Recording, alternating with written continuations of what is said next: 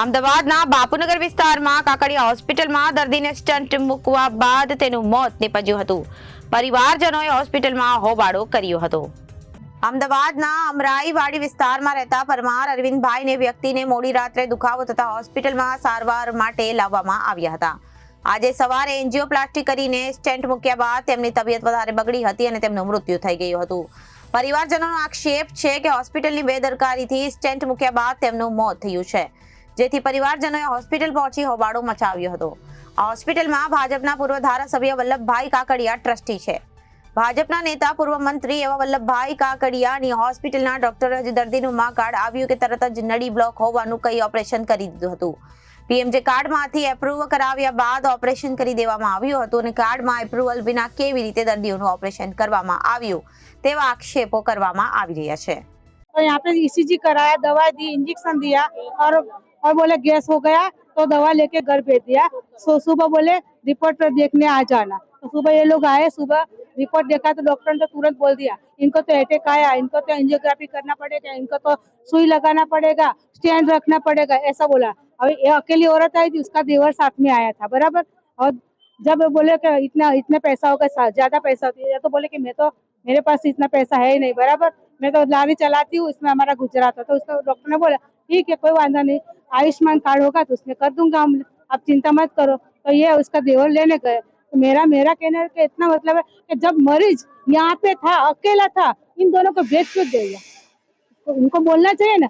तो वडील को हाँ कोई बुजुर्ग हो तो उसको बुलाओ, नहीं बुलाया. ये लोग लेके आया, तुरंत एंजियोग्राफी कर दिया, तुरंत स्टैंड करा दिया. जब कर रहे थे वहाँ उसका इतना डैमेज नस कट गई, बड़ा. डॉक्टर ने भी बोल दिया कि हमारे से ये भूल हो गई. ऑपरेशन करके लाए तब तो अच्छे थे, फिर 5 मिनट के बाद डॉक्टर सब बोलने लगे कुछ हो गया, ज्यादा श्वास चलने लगा. और इसका बोला कि इसको चाय बिस्किट खिलाओ, मरीज को चाय बिस्किट खिलाओ. ये लेने गई तो बोले नहीं अभी ने बाद में खिलाना, और ये लेके आई. तो हमने बोला कि ज्यादा हो, अगर आपसे कुछ ना हो तो हमें छुट्टी दे, तो हम यून मेहता में ले जाएंगे. तो भी इन लोगों ने छुट्टी नहीं दी. कितनी बार बोले 15 मिनट रुक जाओ, 2 घंटे रुक जाओ, 3 घंटे रुक जाओ, तो भी इन लोगों ने कुछ किया नहीं. अंदर किसी को जाने नहीं. जब ऑपरेशन करके आया था तो यहाँ पे हाथ में खाली सुई लगी थी, किसी और जगह सुई ना. और थोड़ी की देर के बाद हम देखने गए, मर गए, तो यहाँ पे नली थी, यहाँ पे नली वेंटी पर डाल दी. ये जो घटना घटी है डॉक्टरों के कारण ही घटी है। हाँ, डॉक्टर ने नस काट दी. आपको बता रही हूँ, डॉक्टर ने नस ऑपरेशन होता है, उसने स्वीकार किया है कि मेरे से ब्लड कट गई है, डॉक्टर ने काट दी. यानी ये पूरी जो गंभीर जो बात है पूरे डॉक्टर के कारण ही हुई है। हाँ, डॉक्टर ने ही बेदरकारी है. डॉक्टर ने चाय का बोला, मेरे को चाय बुलवाते हैं, उसके बाद 3 या 4 घंटे बाद चाय नाश्ता का बोलते हैं. उसने तुरंत कैसे चाय का बोल दिया? 10-15 मिनट में चाय 10-15 नाश्ता मिनट करवा में दो. कैसे उसने चाय नाश्ते का बोल दिया? इतना मैं लेने गई और वापिस आई तो अंदर ही नहीं जाने क्योंकि दिया. एनेस्थीसिया से बेहोश हो जाते हैं इंसान. शुरुआत कैसे हुई थी, यानी क्या प्रॉब्लम हो रही थी उनको पहले? वो रात को 3 बजे उनको गैस ही था, सिर दुख रहा था और गैस भर गई थी ना, उससे उनको छाती में दुख रहा था. बस वो गैस ही था, गैस ही था और कुछ नहीं था. उनको ऐसा तो होता था, पहले भी कई बार होता, गैस का प्रॉब्लम था और डॉक्टर ने अटैक बता के नस काट दी. રોડ શેરકોટડા ખાતે આવેલ કાકડી હોસ્પિટલમાં એક દર્દી હતા જેમનું નામ હતું અરવિંદભાઈ પરમાર અને તેઓ અમરાઈવાડીના રહેવાસી છે. આજે એમનું અહીંયા વહેલી સવારે જ્યારે એમને છાતીમાં દુખાવો પડ્યો હતો તો એમને અત્રે હોસ્પિટલ ખાતે લાવવામાં આવેલા હતા. હોસ્પિટલના ડૉક્ટરે એમની પ્રાથમિક સારવાર દરમિયાન પરિવારજનોને જાણ કરેલી હતી કે જે આ અરવિંદભાઈ છે એમને હાલમાં હૃદયનો હુમલો આવેલો છે અને ત્યારબાદ એમનું જે આગળની મેડિકલ તપાસણી કરતા એમાં એમના જે એક હૃદયની એક નળી હતી એમાં બ્લોકેજ હતું.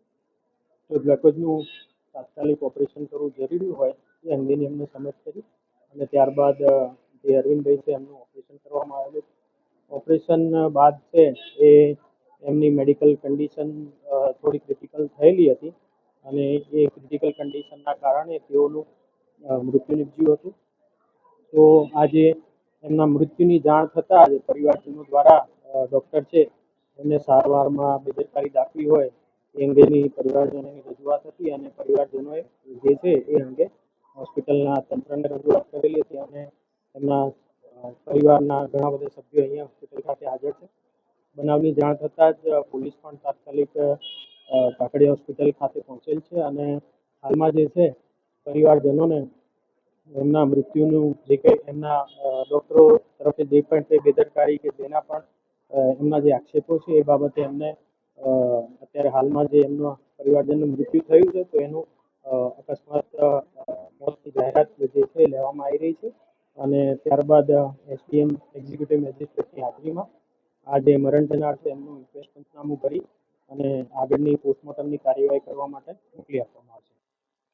મેનેજમેન્ટમાં હવે દાખલા તરીકે રાત્રે અરવિંદભાઈ પરમાર જે અત્યારે જે અહીંયા છે એ રાત્રે પેશન્ટ તરીકે આવેલા પછી પાછા સવારે એના જતા રહ્યા પાછા જતા રહ્યા એટલે નોર્મલ એટેક હતો પછી એમને કંઈક બે ખાતું ચેકિંગ કર્યું છે એટલે એમાં એટેક એવી એટેક હતો એવું ડૉક્ટરનું કહેવું છે.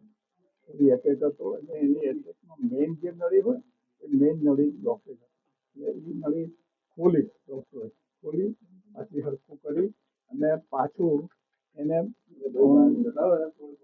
જે પેશન્ટ છે એ બાથરૂમમાં બી ગયા જઈને આવ્યા એ વાતો બી કરી પછી પાછું નાનું મોટો કંઈક એટેક આવ્યો એવું ડાક્ટરનું કહેવું છે ટેકનિકલ રીતે અને પેશન્ટ એક્સપાયર થયા. મને એમના સંબંધીએ મને ફોન બી કર્યો હતો સાડા ત્રણ સવા ત્રણ કે ભાઈ સવારે કોઈ ડાક્ટર હાજર નથી.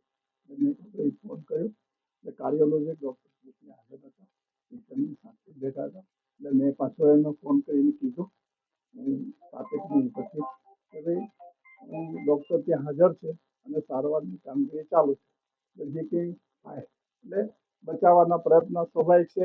હવે અમે તો અહીંયા સિસ્ટમ એવી છે કે કોઈ પણ દર્દી ઇમરજન્સીમાં આવે એટલે પહેલાં સારવાર સીધી જ કરવી છે. કોઈ દિવસો કે પૈસા છે કાર્ડ છે કે નથી એ કોઈ દિવસ કરતા નથી. અમારી તો સંસ્થાની આ વર્ષો પરિવારજનો બેદરકારીનો આક્ષેપ કર્યો છે ડોક્ટરો ઉપર. આ અંગે મેનેજમેન્ટ શું કાર્યવાહી કરી છે? એ અમે તો એવું કહેવા માંગીએ છીએ કે ભાઈ આ પોસ્ટમોર્ટમ કરાવડાવો અને પોસ્ટમોર્ટમ થશે અને એમાં જે કંઈ નીકળતું હોય ને જે કાયદેસરની કાર્યવાહી પોલીસ કરશે એમાં અમે એમાં સપોર્ટ કરવા તૈયાર છીએ. બેદરકારી દેખાડતી તબીબો સામે મેનેજમેન્ટ કોઈ કાર્યવાહી કરશે? નહીં જે કંઈ દાખલા તરીકે જે કંઈ કાર્યવાહી દાખલા તરીકે મેનેજમેન્ટની પોલીસ કરશે ને મેનેજમેન્ટ સાથે કંઈક જે કંઈક અમારો જે આમાં દોષ લાગતો હશે કે જે દાખલા તરીકે જે લાગતું હોય કે ભાઈ ખરેખર કંઈ કરતા નથી એટલે અમે તો આ સિસ્ટમ અમારી અહીંયા છે કે જે કંઈ સારવાર કરીએ છીએ ખરેખર દર્દીને સારું કેમ થાય એ ધ્યેયથી કરી રહ્યા છીએ કે આ કોઈ અમે પોતે ડાક્ટરો છીએ સમજો અને 25 વર્ષથી આ હોસ્પિટલો ચલાવીએ છીએ. નરેન્દ્ર મોદી સાહેબે ઉદઘાટન કર્યું તો તમે જોઈ શકો છો અને પછી પાછું ત્યાં બીજી કોઠિયા હોસ્પિટલ બી છે એટલે અમે અમારું આ પ્રયત્ન છે કે પોલીસ કહે છે પરિવારજનોને શું આશ્વાસન આપો છો? તેમને ન્યાય માંગે છે પરિવારજનો તો સ્વાભાવિક છે કે એનું કોઈ માણસ એક્સપાયર થયું હોય તો ગમે હોય ઉંમર હોય નાની હોય કે મોટી હોય દરેકને દુઃખ હોય સ્વાભાવિક વસ્તુ છે. એટલે અમે એને કહીએ છીએ કે તમે પોલીસ તમે પોસ્ટમોર્ટમ કરાવો અને એનું જે લાગતું હોય જે રિપોર્ટ લાગતો હોય જે કાયદેસર કાર્યવાહી થતી હશે તો પોલીસ કરશે.